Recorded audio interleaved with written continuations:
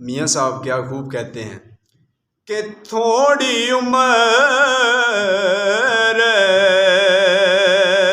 तू पे के गुजारी ते आखिर सोर जाना जेड़े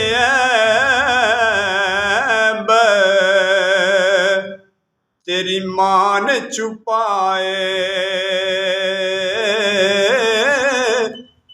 ओ सस छुपावे ते जाना ते पाई पाइयां दे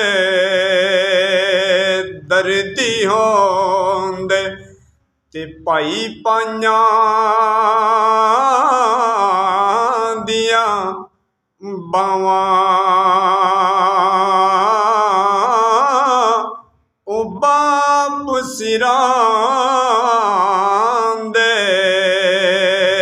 ताज मुहम्मद ते मावां ठंडियां छावां। तो मियाँ साहब कहते ने कि लोए लोए पर लै कुड़िए जे तुद पांडा परना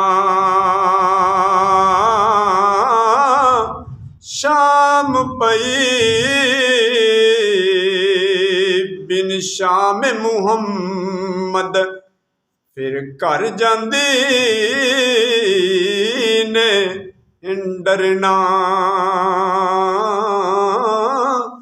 मजीद इस तरह दी वीडियो देखने वास्ते मियाँ साहब यूट्यूब पे लिखो।